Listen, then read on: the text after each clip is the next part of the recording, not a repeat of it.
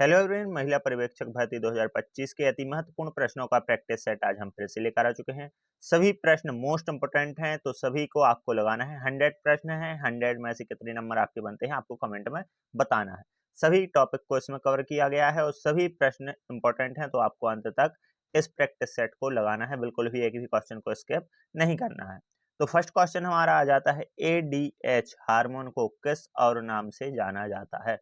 तो बताइए, ADH hormone है जो, उसको किस और नाम से जाना जाता है? तो थायरॉक्सिन हार्मोन या ऑक्सीजन वैसोप्रेसिन या फिर पैराथायराइड? तो इसका सही आंसर हो जाएगा क्या?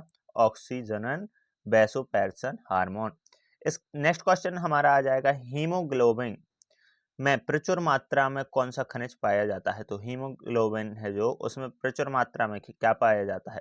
आयरन, वसा, सल्फर या कैल्शियम? तो इसका आपको सभी को मालूम होगा, आयरन पाया जाता है। प्रोटीन का मुख्य तत्व क्या है? तो नाइट्रोजन, हाइड्रोजन, ऑक्सीजन या कार्बन? तो प्रोटीन का मुख्य तत्व क्या है बताइए? तो बिल्कुल सही जवाब आपका, प्रोटीन का जो मुख्य तत्व है वो है नाइट्रोजन। हड्डियों और दांतों के निर्माण में सहायक खनिज लवण के घटक के लिए कौन सा खनिज महत्वपूर्ण है? तो बताइए, हड्डियों और दांतों के निर्माण में सहायक खनिज लवण के घटक के लिए कौन सा खनिज महत्वपूर्ण है? Calcium, phosphorus? कैल्शियम और फास्फोरस? तो इसका सही आंसर हो जाएगा कैल्शियम और फास्फोरस दोनों ही आवश्यक हैं। अगला प्रश्न है, मानव शरीर में एनीमिया के लक्षण किसकी कमी से दिखाई देते हैं? तो मानव शरीर में एनीमिया की कमी से श्वेत रक्त कोशिकाएं, WBC, लाल रक्त कोशिकाएं, RBC या प्रोटीन या खनिज लवण? तो इसका सही आंसर हो जाएगा खनिज लवण की कमी से दिखाई देते हैं एनीमिया के लक्षण। दूध में पाए जाने वाले दो मुख्य खनिज कौन से हैं बताइए? दूध में पाए जाने वाले जो दो मुख्य खनिज हैं, कैल्शियम आयरन, फोलिक एसिड और आयरन, फास्फोरस और कैल्शियम, इनमें से कोई नहीं। तो इसका सही आंसर हो जाएगा फास्फोरस और कैल्शियम, यह दो दूध में पाए जाने वाले खनिज हैं। रासायनिक दृष्टि से चीनी को किस समूह में रखा जाता है? तो रासायनिक दृष्टि से वसा, कार्बोहाइड्रेट, प्रोटीन या विटामिन? तो कार्बोहाइड्रेट में से रखा जाता है, ग्लूकोज, सुक्रोज, ये सभी को। मैक्रोन्यूट्रिएंट्स में निम्न में से कौन कौन से शामिल हैं? मैक्रोन्यूट्रिएंट्स में केवल वसा शामिल होता है, केवल प्रोटीन या केवल कार्बोहाइड्रेट या वसा, प्रोटीन और कार्बोहाइड्रेट तीनों? तो इसका सही आंसर हो जाएगा वसा, प्रोटीन एवं कार्बोहाइड्रेट तीनों इसमें शामिल होते हैं। नेक्स्ट है, बॉडी बिल्डिंग फूड के नाम से किस पदार्थ को जाना जाता है? कार्बोहाइड्रेट को, प्रोटीन को, सल्फर को या आयरन को? तो इसका सही आंसर हो जाएगा प्रोटीन को जाना जाता है। अगला प्रश्न है, आयरन के अवशोषण में सहायक कौन सा विटामिन महत्वपूर्ण है? तो आयरन के अवशोषण में सहायक विटामिन के, ई, सी या डी? तो इसका सही आंसर हो जाएगा विटामिन सी, आयरन के अवशोषण में सहायक है। नेक्स्ट क्वेश्चन है, चावल की पॉलिशिंग से किस विटामिन का विनाश हो जाता है? तो बताइए, चावल की पॉलिशिंग जो होती है उससे कैल्सीफेरॉल का, थायमीन का, एस्कॉर्बिक एसिड जिसे विटामिन सी कहते हैं, या इसका? तो चावल की पॉलिशिंग से थायमीन का क्या हो जाता है? नाश हो जाता है, चावल में थायमीन नहीं बचता है। अगला प्रश्न है, खून के थक्के बनने के लिए किस विटामिन की आवश्यकता होती है? तो विटामिन के, B12 या ई या सी? तो खून के थक्के बनने के लिए आप सभी को मालूम होगा विटामिन के की आवश्यकता होती है। नींबू, संतरा आदि फलों में मुख्य रूप से कौन सा विटामिन पाया जाता है? तो B6 या फिर ई, डी या सी? तो इसका सही आंसर हो जाएगा विटामिन सी पाया जाता है नींबू और संतरा में। पॉट बैली बच्चों में किस रोग के लक्षण देखे जाते हैं? तो बताइए, मेनिंजाइटिस के, क्वाशियोर्कर, चिकन पॉक्स? तो बताइए, पॉट बैली बच्चों में कौन से किस रोग के लक्षण देखे जाते हैं? तो क्वाशियोर्कर के, क्योंकि। अगला प्रश्न है, विटामिन ई की कमी से कौन सा रोग देखने को मिलता है? पैरालिसिस या फिर त्वचा में रूखापन, जनन क्षमता में कमी या हाथ पैर में गांठें? तो विटामिन ई की कमी से कौन सा रोग देखने में को मिलता है? त्वचा में रूखापन। विटामिन ई की कमी से त्वचा जो है रूखी हो जाती है। मलेरिया किसके कारण होता है? कवक, वायरस, जीवाणु या प्रोटोजुआ? तो मलेरिया बताइए किसके कारण होता है? तो प्रोटोजुआ के कारण होता है। नेक्स्ट क्वेश्चन है, अस्थमा के कारण किस अंग की कार्य क्षमता प्रभावित होती है? अस्थमा के कारण किस अंग की कार्य क्षमता प्रभावित होती है? आंत, मस्तिष्क, फेफड़ा या हृदय? तो इसका सही आंसर हो जाएगा फेफड़े की जो कार्य क्षमता है वो प्रभावित होती है। निम्न में से कौन सा रोग अनुवांशिक नहीं है? तो निम्न में से टीबी, हीमोफीलिया, अल्बिनिज्म, इनमें से कोई नहीं। तो कौन सा रोग अनुवांशिक नहीं है इनमें? तो जो टीबी है वो अनुवांशिक नहीं होता है। इन्फ्लुएंजा किसके कारण होता है? कवक, जीवाणु या फिर वायरस या प्रोटोजुआ? तो इन्फ्लुएंजा जो है वो क्या है? तो इन्फ्लुएंजा वायरस है। बिलो बेबी सिंड्रोम किस तत्व की कमी से होता है? तो नाइट्रेट, पारा, सल्फर, आर्सेनिक। बताइए किस तत्व की कमी से होता है? VVS। तो इसका सही आंसर हो जाएगा नाइट्रेट की कमी से होता है। NUHM national urban health mission किस तारीख से शुरू किया गया है? तो बताइए NUHM 1 मार्च 2013 से, 1 मई 2013 से, या 1 जुलाई 2013 से, 1 नवंबर 2013 से? तो इसका सही आंसर है 1 जुलाई 2013 से NU national urban health mission शुरू किया गया था। इसको ध्यान रखना है। अगला प्रश्न है जननी एवं शिशु सुरक्षा योजना किस वर्ष शुरू की गई थी? तो जननी एवं शिशु सुरक्षा योजना 1 जून 2010 को, 1 जून 2011 को, 12 को या 13 को? तो 1 जून 2011 को JSY योजना शुरू की गई थी। लाडली लक्ष्मी योजना का मुख्य उद्देश्य क्या है? तो बताइए भ्रूण हत्या पर रोक, लिंग अनुपात में सुधार, लड़कियों की शिक्षा में वृद्धि या उपरोक्त सभी? तो लाडली लक्ष्मी योजना का जो उद्देश्य है उसमें उपरोक्त सभी आ जाएगा। अगला प्रश्न है राष्ट्रीय टीबी उन्मूलन कार्यक्रम NTCP का उद्देश्य क्या है? 2025 तक भारत को टीबी मुक्त कराना, 2030 तक भारत को टीबी मुक्त कराना, 35 तक या 40 तक? तो इसका सही आंसर हो जाएगा 2025 तक भारत को टीबी मुक्त कराना इसका उद्देश्य था।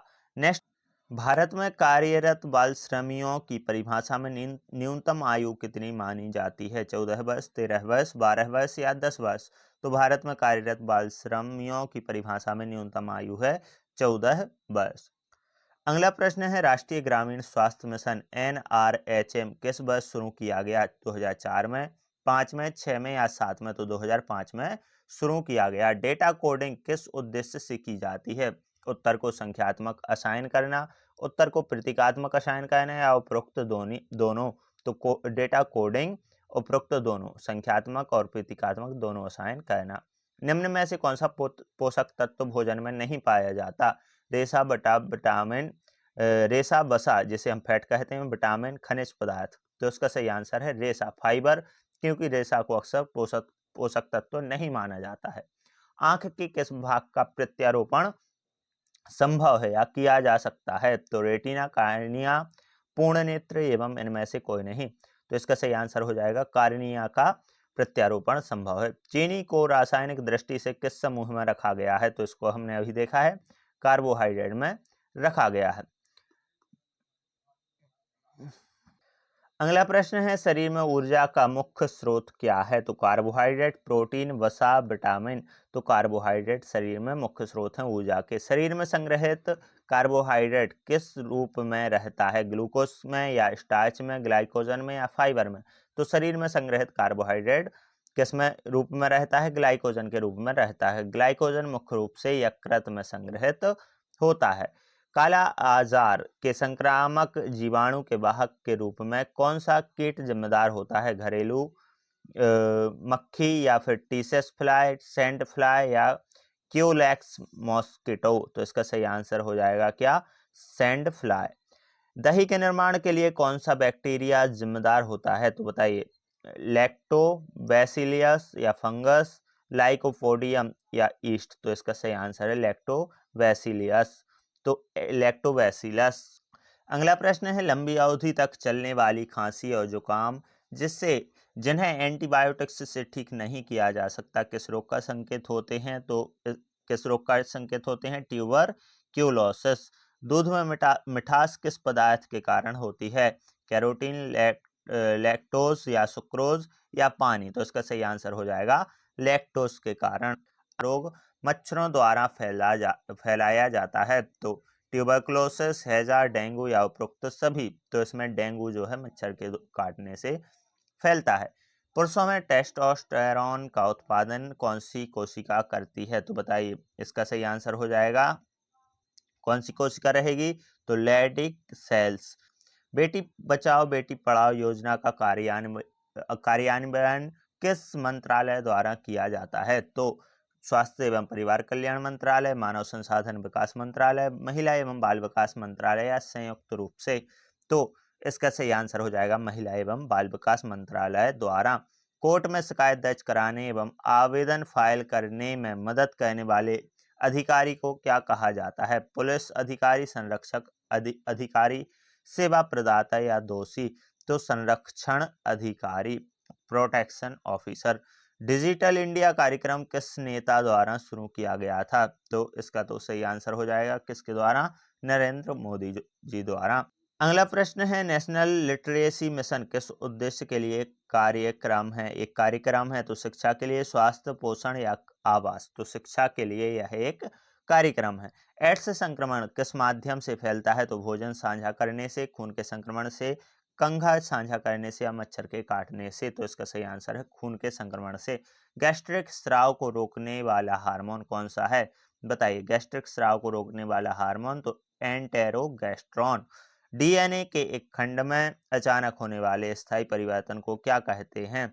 तो क्या कहते हैं? तो म्यूटेशन कहते हैं। भारत में बाल श्रम की परिभाषा के अनुसार कामकाजी बालक की न्यूनतम आयु कितनी है? तो 14 वर्ष होती है। अगला प्रश्न है, कंप्यूटर सिस्टम में निम्न में से कौन सा आउटपुट डिवाइस नहीं है? तो इनपुट डिवाइस और आउटपुट डिवाइस है। कंप्यूटर में दो प्रकार के डिवाइस होते हैं। इनपुट डिवाइस का काम होता है कंप्यूटर में इनपुट देते हैं, जिनसे जैसे कि कीबोर्ड है, उनसे हम की प्रेस कर रहे हैं तो वह हम इनपुट दे रहे हैं। माउस से हम कर को इधर उधर ले जा रहे हैं तो वो हम इनपुट दे रहे हैं। ऐसे ही आउटपुट डिवाइस रहते हैं जिनसे हम आउटपुट ले रहे हैं कंप्यूटर से। तो कंप्यूटर में प्रोसेसिंग के बाद आउटपुट कहाँ पर दिखाई जाता है? मॉनिटर पर। कहाँ पर दिखाई देता है? प्रिंटर में दिखाई देता है। तो उससे जिससे हम आउटपुट लेते हैं, आउटपुट डिवाइस कहलाती हैं। तो यहाँ प्रिंटर आउटपुट डिवाइस है, मॉनिटर है, प्लॉटर भी आउटपुट डिवाइस है। कीबोर्ड क्या हो जाएगा? इनपुट डिवाइस हो जाएगा। अगला प्रश्न है, रोटा वायरस वैक्सीन किस रोग के खिलाफ शिशुओं और बच्चों को सुरक्षा प्रदान करती है? एड्स, खसरा, डायरिया? उपरोक्त सभी। तो डायरिया। नेक्स्ट क्वेश्चन है, नवजात शिशुओं को न्यूमोकोकल वैक्सीन की कितनी मात्रा दी जाती है? 0.5, 0.05, 1 या 0.25 ml? तो इसका सही आंसर है 0.5 ml। सघन मिशन इंद्रधनुष 4.0 किस वर्ष शुरू किया गया? 19, 21, 22 या 24? तो 2022 को यह शुरू किया गया। जीका वायरस के संचरण का प्राथमिक घटक क्या है? दूषित जल या मच्छर का काटना? उपरोक्त सभी। तो इसका सही आंसर हो जाएगा मच्छर का काटना। नेक्स्ट क्वेश्चन है, असामान्य रक्त शर्करा वृद्धि किस रोग की विशेषता है? तो hypothyroidism, diabetes mellitus, Cushing syndrome? तो इसका सही आंसर है डायबिटीज मेलिटस। राष्ट्रीय पोषण अभियान के अंतर्गत पोषण 2.0 कार्यक्रम कब शुरू किया गया? जनवरी 22 में, मार्च 22 में, जून 22 में, अगस्त 22 में? तो जनवरी 2022 में यह शुरू किया गया। जननी सुरक्षा योजना का संबंध किस तिथि से है? 12 मार्च, 12 अगस्त, 12 नवंबर या फिर 12 अप्रैल? तो 12 अगस्त से इसका संबंध है। सुरक्षित मातृ आश्वासन अभियान के अंतर्गत गर्भवती एवं नवजात शिशुओं की निःशुल्क जांच कितने महीने तक की जाती है? तो 12 माह। प्रधानमंत्री मातृ वंदना योजना का पूर्व नाम क्या है? सुरक्षित मातृ योजना, किशोरी देखभाल अभियान, इंदिरा गांधी मातृ सहयोग योजना या इनमें से कोई नहीं? तो इसका सही आंसर हो जाएगा इंदिरा गांधी मातृ सहयोग योजना। काली खांसी जिसे पर्टुसिस कहते हैं का टीका किस वर्ष विकसित किया गया था? 33 में, 29 में, 39 में या फिर 41 में? तो 1933 में इसका टीका विकसित किया गया था।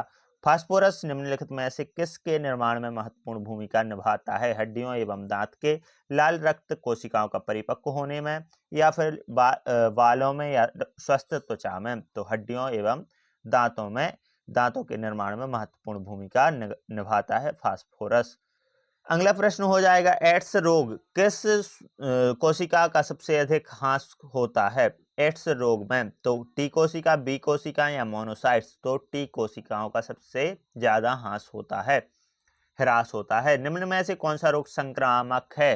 तो बताइए, मरासमस, डिप्थीरिया, क्वाशियोरकर या मधुमेह? तो इसका सही आंसर हो जाएगा क्या?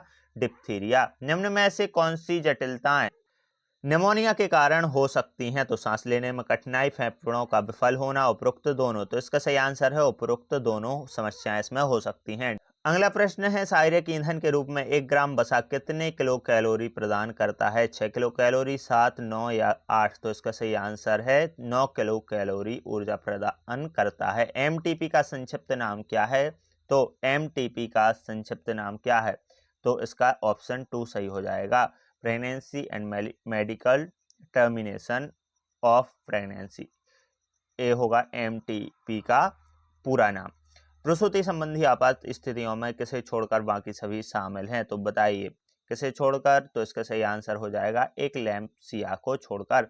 काली मौत के नाम से किस रोग को जाना जाता है? एड्स को, मलेरिया को, कैंसर को या प्लेग को? तो इसका सही आंसर है प्लेग को जाना जाता है। रूमेटाइड आर्थराइटिस में कौन सा अंग प्रभावित होता है? जोड़, लीवर या फिर फेफड़े या किडनी? तो इसका सही आंसर है जोड़। प्रोटीन ऊर्जा कुपोषण सबसे अधिक किस आयु वर्ग में देखा जाता है? किशोरावस्था, वयस्कता, शिशुअवस्था या बाल्यावस्था? तो इसका सही आंसर है शिशुअवस्था में। एम्फीसीमा में कौन सा अंग प्रभावित होता है? फेफड़े, आंत, किडनी या आंख? तो इसका सही आंसर है फेफड़े। प्रोटीन का शारीरिक ईंधन मान क्या है? 5.5 किलो कैलोरी, 4.0, 6.5, 3.0 किलो कैलोरी? तो इसका सही आंसर है 4.0 किलो कैलोरी। अपनी व्यक्तिगत फाइल फोल्डर कहाँ रख सकते हैं? माई फोल्डर में, माई documents, my files, my text? तो माई फोल्डर में रख सकते हैं। दो नेटवर्क्स को आपस में जोड़ने वाला कंप्यूटर कौन सा होता है? तो बताइए, लिंक, गेटवे, ब्रिज या फिर सर्वर? तो दो जो नेटवर्क्स हैं उनको आपस में जोड़ने वाला जो क्या कहते हैं इसको, कंप्यूटर कौन सा होता है? तो गेटवे। HIV पॉजिटिव माँ के बच्चे को निम्न में से किस टीके से बचना चाहिए? DPT, BCG, rubella, hepatitis B? तो BCG के टीके से उसे बचना चाहिए। निम्न में से कुपोषण के प्रकार कौन से हैं? तो सामान्य से अधिक पोषण, सामान्य से कम पोषण, उपरोक्त दोनों? तो उपरोक्त दोनों ही कुपोषण के प्रकार हैं। अगला प्रश्न है, जल दीप योजना का संबंध किस वर्ष से है? 4, 7, 9 या 12? तो इसका सही आंसर है 2009 से इसका संबंध है। राष्ट्रीय सिकल सेल एनीमिया उन्मूलन मिशन किस राज्य केंद्र शासित प्रदेश में शुरू किया गया था? मध्य प्रदेश, केरल, उड़ीसा, पश्चिम बंगाल? तो मध्य प्रदेश में इसको शुरू किया गया था। मानव उपयोगकर्ता और कंप्यूटर हार्डवेयर के बीच इंटरफेस को क्या कहा जाता है? Modem, operating unit, operating system या सॉफ्टवेयर? तो इसका सही आंसर हो जाएगा ऑपरेटिंग सिस्टम कहा जाता है। घरेलू हिंसा अधिनियम 2005 के अंतर्गत सुनवाई की पहली तारीख क्या होगी जो सामान्यतः आवेदन की प्राप्ति की तारीख से अधिक नहीं होगी? 15 दिन, 7 दिन, 3 दिन या 30 दिन?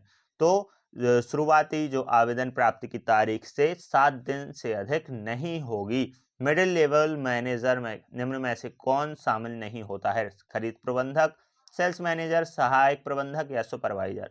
तो सुपरवाइजर शामिल नहीं होता। संदेश को कोड करने का उद्देश्य रिसीवर को गुप्त कोड से भ्रमित करना है, सुनिश्चित करना है कि संदेश रिसीवर द्वारा समझा जा सके, संदेश की डिलीवरी में देरी करना, संदेश का पूर्ण रूप से अर्थ बदलना।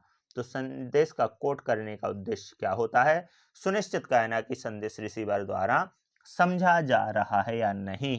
तो यहाँ पर हमारे सभी क्वेश्चंस कंप्लीट होते हैं। आज की वीडियो में हम इतने ही क्वेश्चंस की प्रैक्टिस करेंगे। मिलते हैं नेक्स्ट वीडियो में नए प्रैक्टिस सेट के साथ। यदि वीडियो पसंद आए तो वीडियो को लाइक और चैनल को सब्सक्राइब करें। धन्यवाद।